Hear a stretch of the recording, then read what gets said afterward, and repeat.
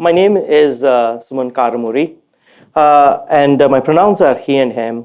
And today I'm going to talk about building secure, reliable, and efficient data ingestion pipelines. So when I was coming up with the name for the talk, I came up with a big name, but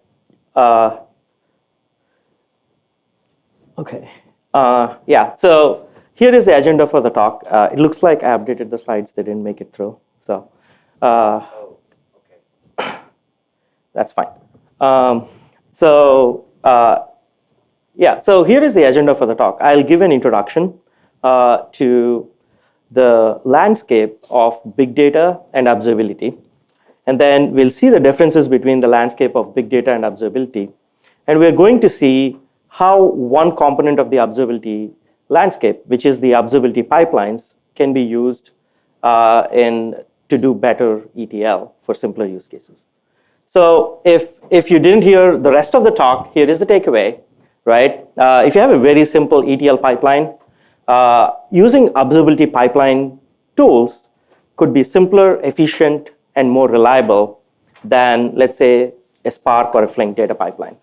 That's the takeaway. And I'm also going to preface this talk to say that it's going to be a little bit biased towards observability domain because that's where I do most of my work. And let's jump into that. So first, a little bit about me. My name is Suman Karamuri. I'm a principal engineer at Airbnb right now. I love working at the intersection of big data and observability. And in the past, I've done a lot of observability stuff. I've built my own log search database called Loglins at Twitter and Astra. And previously, it was called CalDB at Slack. CalDB is open source. You can try it out. And I've also built a lot of tracing systems. I was a tech lead for the Zipkin project when I was at Twitter. I built end-to-end tracing at Pinterest and Slack. And I'm also one of the authors of the Open Tracing spec. Now it's called Open Telemetry. So in general, I love building large-scale distributed systems. So again, like my employer asked me to do this. So all the opinions here are my own and not my employer's. Yeah, so let's jump into it. Currently, we are swimming in a world of data. We are producing about 120 zettabytes of data every year. And the pace of growth of this data is not slowing down. Every year, the volume of data is roughly growing somewhere between 20 to 30%. Currently, the data processing market size is around 280 billion. And just the real-time ingestion part is estimated to be somewhere around 30% of that number. So data ingestion and data pipelines are a pretty big market. And we are swimming in this world of data. And we are the world of ever-increasing data volumes. But as we all know, data is the new oil, as they say. And the more efficiently and quickly we can mine this data, we can build better user experiences for our customers. And if you look at the entire process of mining this data from a 30,000 feet, it looks roughly like this, irrespective of whatever domain you're looking at. There'll be some instrumentation that is producing your telemetry or your events. And then there is a pipeline that processes these events and does some ETL-like thing. And then there is a store that stores this data in a data store or a columnar store. And then there'll be a visualization layer, typically, that has a dashboard or some kinds of dashboards or some kinds of UIs or notebooks that you can use to access this data. And finally, there is a response mechanism, like an alerting mechanism or something like that, or a report that users use to act on this data and things like that. So from a very high level, this is how the data analytics landscape is. And today, the entire data analytics landscape is largely split into two big silos. The first side is the big data, which this conference is all about. And the other side, which is not as well known, but actually is very widely used in every company, is actually observability. Observability is, if you look at it from like a 30,000 feet, looks very similar to data analytics. So in this talk, let's see what those two domains are. So first, big data. We all know what this is, so I won't belabor the point. But we are, again, like living in a world of ever-increasing data volumes, and we need to process that data efficiently. There are a lot of trends, like people need real-time applications, trends like cloud computing, mobile computing, AI, increased need for security, increased need for privacy is driving the need for these advanced analytics systems. And a large part of these analytics is these days largely done by a streaming system like Flink or Spark. And they have become our go-to tools in our toolbox for these data analytics. And the advantages of this data analytics can be understated. The data analytics aspect is affecting every aspect of our modern life. And ETL is a big part of this data analytics. ETL basically stands for extract, transform, and load, and is a very popular mechanism for doing data streaming. In ETL, the simplest way to think about it is data is typically loaded from a source, and then you apply some lightweight transformation to it. And then you write the data, the transformed data, to a sink. A good chunk of data streaming jobs are ETL jobs. I couldn't get a precise number, so I went and asked ChatGPT. And ChatGPT said it's 50 to 70%. So of ETL jobs are simple. So I don't know. So a typical ETL pipeline looks something like this visually. You have a data source app that's producing the data. And then you typically have a data ingestion layer that takes the data from whatever app you're doing and writes it to something like Kafka. It could be a homegrown thing, or it could be a CDP tool, whatever that is. And then from the Kafka layer, there is a data streaming pipeline like Spark or Flink that takes this data, processes it, and writes it to a data store like S3 or Elasticsearch in a columnar format or in a format of your choice. And from then on, the user accesses this data. This is the pipeline on the typical ETL data pipeline. Then let's look at the observability side of things. A lot of the people, when I talk to at the conference, don't know what observability is. So I'll go a little bit deeper into observability. So observability is a term that originated in control theory. The idea of observability is to understand the internal state of the system from its external outputs. The most simple example of an observability in action is the dashboard on your car. It shows you how fast you're going, how hot the engine is, and things like that. And you would basically use your accelerators and brake to basically control those two dials effectively, right? Observability is pretty much like the dashboard on your car, except that you can apply it to your systems, you can apply it to your business, or anything. Anything else that you want to monitor where you can't know the internal state of the system, pretty much. Like, you don't know all the gears and all the things that the car is doing internally, but you'd have just two external outputs to kind of understand what's happening internally. That's observability. And these days, observability is typically employed to understand the behavior and performance of systems and to diagnose issues in applications. So for example, if you deploy a new version of your code, you want to see how well it's doing, you'd use observability for that. The way we achieve observability in modern day systems is people collect metrics and logs and traces from applications, and then they store and analyze that data to understand its behavior and performance.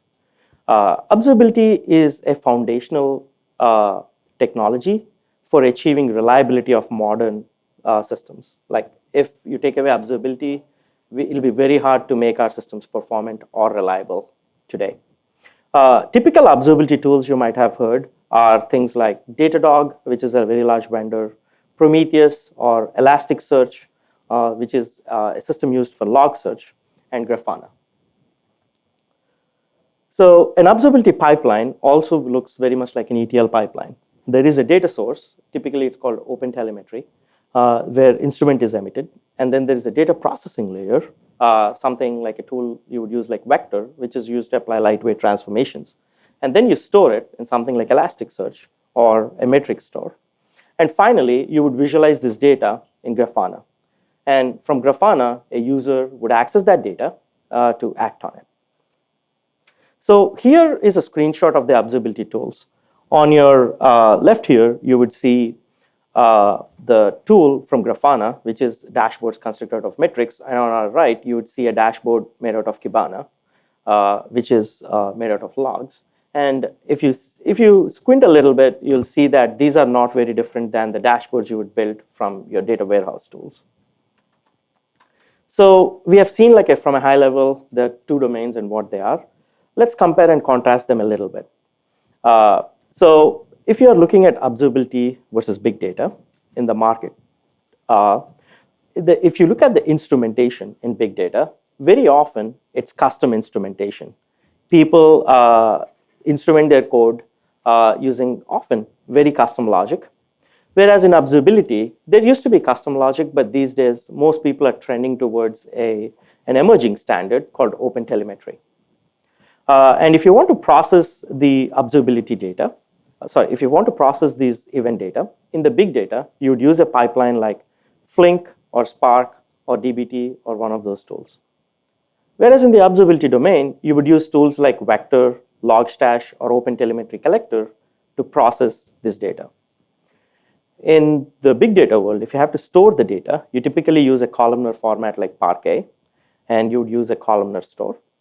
Whereas in the observability world, you have roughly 3 to 4 stores, depending on how you want to store and access the data. There is a store called a metric store, if your metrics are pre-aggregated. There is a log store if your events are semi-structured. There is a trace store if your events are structured and hierarchical. And even in observability, there is this thing called events, which are roughly similar to business events as well, which are structured events. For visualization, typically in the big data world, you would use a UI, like Looker or something like that, a visualization UI, or you would use notebooks like Jupyter. On the observability front, people typically use Grafana and alerting for processing this data.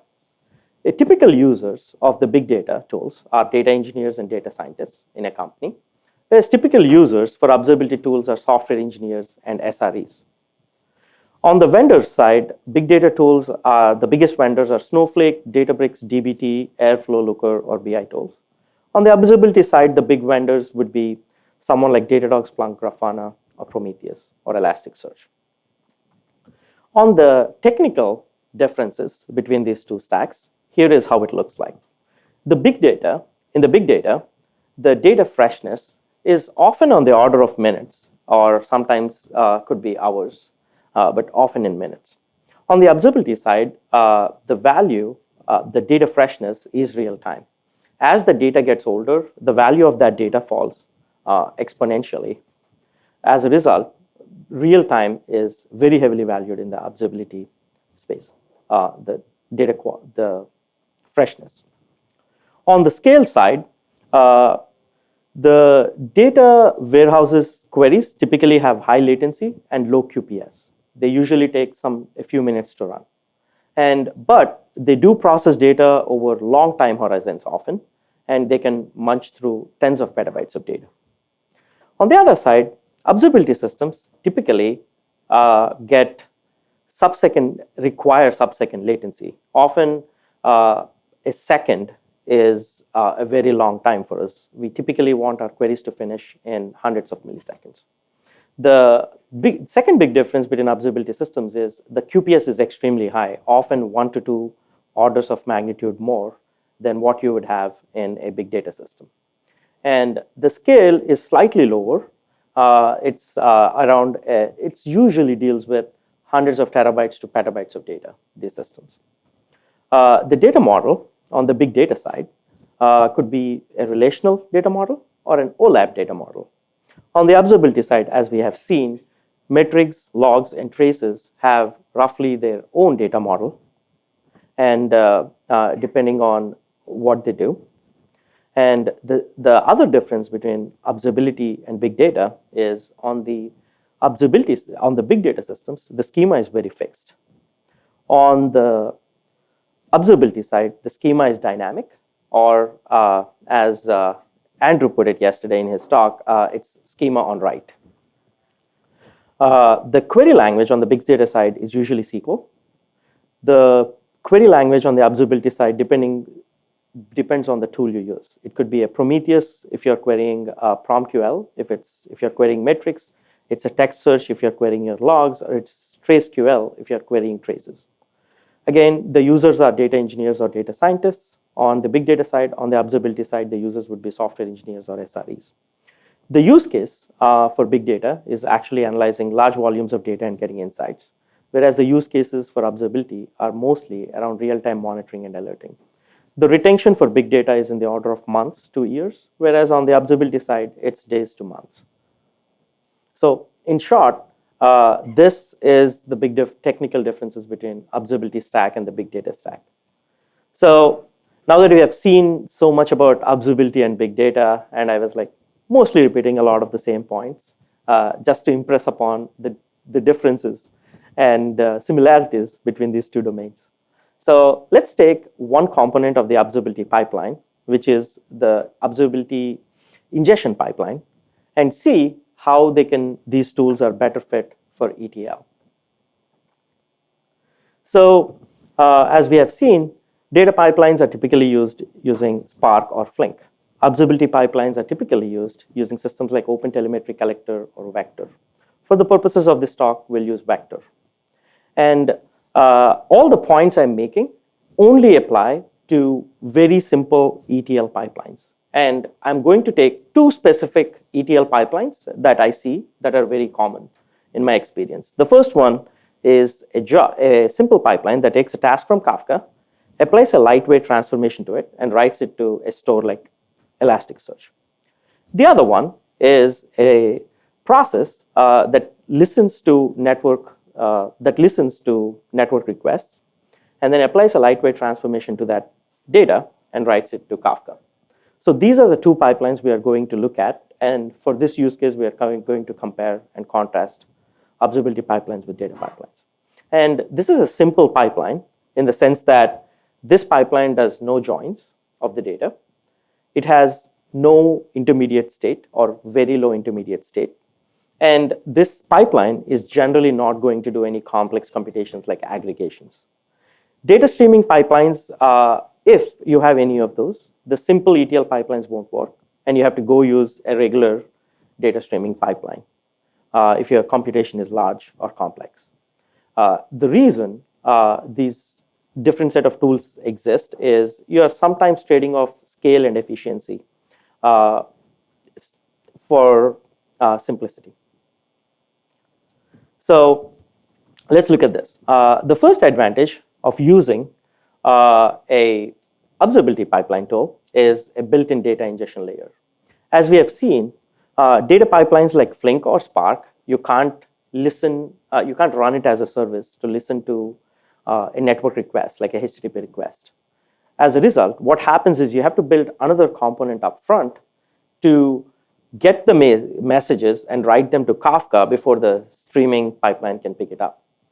On the other hand, the observability pipelines are typically run as a service, and you can open a port up for outside consumption. As a result, you don't need to run a separate ingestion layer and a separate transformation layer. You can combine both these components into one, and this reduces one component from your architecture. And this, because it simplifies your architecture, it's simpler, it's two-in-one. The second big advantage of observability pipelines is they're generally config-driven. If you are doing any data pipelines, they are often implemented using code. Yes, that code can have SQL, but still you have to write some code to implement them. Observability pipelines, on the other hand, are mostly config-driven. You can write some plugins, but even the plugins are driven by config. And observability pipelines can perform a large subset of the use cases you would do, like simple filtering and transformation operations can be done in these filters. And because it's config-driven, the development cycle and the iteration cycle is much faster, which leads to developer productivity. So let's look at a simple example. I took up an example Flink job that it takes the data from Kafka, and then that applies a lightweight transformation where it drops all messages that matches a regular expression and drops them on the floor and writes the rest of the messages to Elasticsearch. I just took the main method, and the main method alone is about 80 lines, and the entire code was around like a couple of hundred lines, or a little bit more than that if you include the build files and everything. On the other hand, here is a config of vector, which is an observability pipeline, to do the same thing. Here, you can see there are basically 3 sections. The first section defines your Kafka configuration. The next section defines a transformation where you're dropping a message based on a regular expression. And the third section is showing you which Elasticsearch cluster to write to. All you need to do with something like Vector or any observability tool in general is you give it this config, restart the process, and you're done. So it's very simple, and this simplifies your development cycles. Then the other thing that makes observability pipelines very simple to operate is the deployment story. Flink and Spark jobs have very complex state and in them, and they're very complex to run. As a result, they're very different than running a microservice. You need someone who understands that world to create a special deployment process, a special build process, and you need even custom observability to understand what the process is doing. So you need to understand a lot about how to run a Flink job, and that's not easy.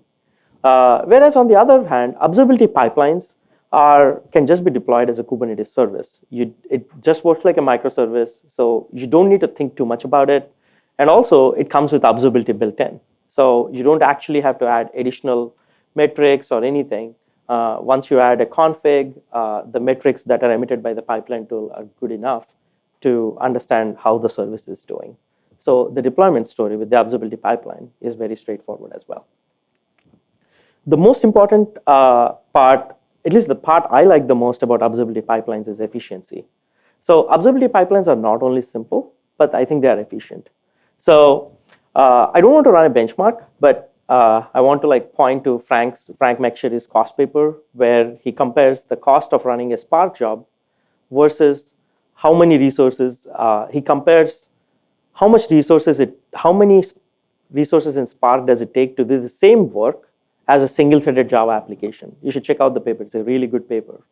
And in that, he shows that Spark jobs need roughly 10 times more resources than the other Java application.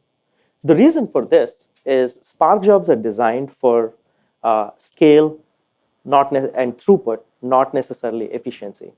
As a result, they take up more resources than they need to if your application is very simple. So observability pipelines are closer to single-threaded Java applications. So they can actually perform more efficient ETL. I haven't done an actual benchmark, but an anecdotal benchmark shows that the efficiency is around 5x for the jobs I have tried. For the 2 examples I took, the efficiency was around five times. I had to use 5 times less infrastructure to do the same work. And the other way these observability pipelines can be more efficient is you can actually scale up and down these observability pipelines based on how much data volume you're getting using auto-scaling groups or something like that. As a result, you can actually reduce the consumption of the infrastructure resources when you're not getting as many messages. And auto-scaling is kind of harder to do in the Flink world, typically. So the other aspect of efficiency in observability pipelines comes from multi-sync ingestion. I think data pipelines used in Flink are ideal for single sync ingestion. What does that mean? So when you start a Flink job that is consuming a message from Kafka, doing some transformation, and writing it to a sync, Flink actually does a lot of checkpoint logic to make sure that it processes all the message just once.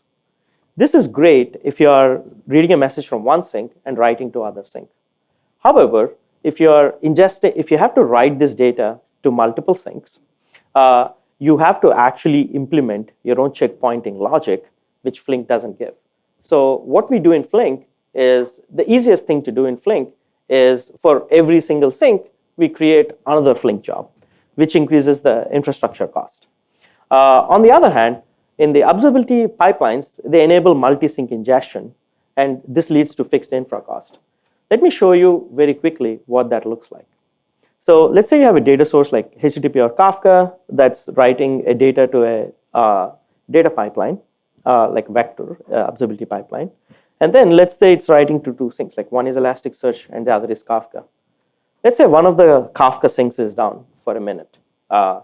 In that case, what happens is the observability pipeline starts buffering the writes that are supposed to go to that source to a file, to a local file. And once the local file is back up, it backfills the data into the downstream system. The advantage of this system is that because the observability pipeline tool is doing its own checkpointing, you don't have to you don't have to worry about backfills or something. It has automatic backfills built in. It's only consuming the message from Kafka once. It's only processing the message. It's only transforming the message once, and then doing the local buffering, which is very efficient. And as you also do incremental deployments or whatever, these files and backfills, they just work. Let's come to the other topic, in addition to simplicity and efficiency, that makes observability pipelines easier to use, I think, and that's availability. As we have talked about, data pipelines are complex stateful entities. So if you make a change to a data pipeline and try to deploy it, it often takes several minutes to deploy. And in some cases, the amount of time it takes to deploy is proportional to the job size and complexity. So as your job gets bigger and there are more nodes, it takes longer to deploy. The downside of this deployment process is that when you're making change to a job, it's not processing anything. So all of that is downtime. So if you have a really strict SLA around your service, like you're going to say that, hey, your data is going to be available for query within 5 minutes from the time it's produced, it is very challenging to build something like that. You have to do like blue-green deploys and a bunch of other things like that to make that happen. Whereas in the observability pipelines, if you make a config change and start deploying, as you incrementally deploy, let's say you take a node down in Kubernetes, the rest of the nodes are up and then they're doing their work.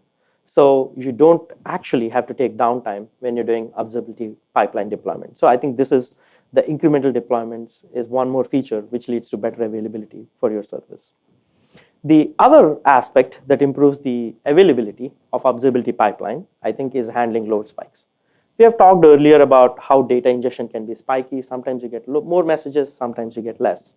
So to handle these data ingestion pipelines needs techniques for load shedding, buffering, and rate limiting. Data streaming pipelines don't come with that, so you need to build them. But getting them right is not exactly easy. But observability pipeline systems like Vector or OpenTelemetry Collector, they typically come with those features built in. So as we have seen in the multi-sync ingestion case, we have seen the feature of buffering. Similarly, they have rate limits and load shedding built in. So once you configure them, they work as expected. Finally, in addition to efficiency, simplicity, and availability, I think observability pipelines are also easier to secure. If you're writing a Flink job, because it's code and developers can do anything in the code, you can't kind of like prevent one Flink job from interacting with other Flink job, right? So you have to run them independently. Whereas in the observability pipelines, it's all config driven. So the code is relatively well tested, and you can actually set up some boundaries on what your plugin code can and can't do. As a result, you can run multiple pipelines on the same host. Whereas in the observability case, whereas in the data streaming case, you might have to run 2 pipelines. In the observability case, you can just run 1 pipeline and probably feel secure. And also, the other advantage of observability pipelines is it's just like you can run it just like any other microservice. You don't need any special security mechanisms. Whereas in the data world, you have to have a different security policy of how to run and manage the systems. Whereas with the advantage of observability pipelines is you go to your security team, it just looks like other microservice, and the same principles apply. So it's much more easier to secure these pipelines than data pipelines, in my opinion. And finally, in conclusion, we have looked at how big data and observability are two broad ways of analyzing this data. We have seen that there's a lot of overlap in these domains, and we have seen the differences, which is the scale of data, the QPS, the data freshness guarantee, and the latency expected out of these systems. And we have also taken one component of the observability ecosystem, which is the pipelines, and I've shown you, hopefully shown you, that you can build simpler ETL pipelines more easily, efficiently, simply, and with high availability. And that's the summary slide with all the advantages. And thank you very much.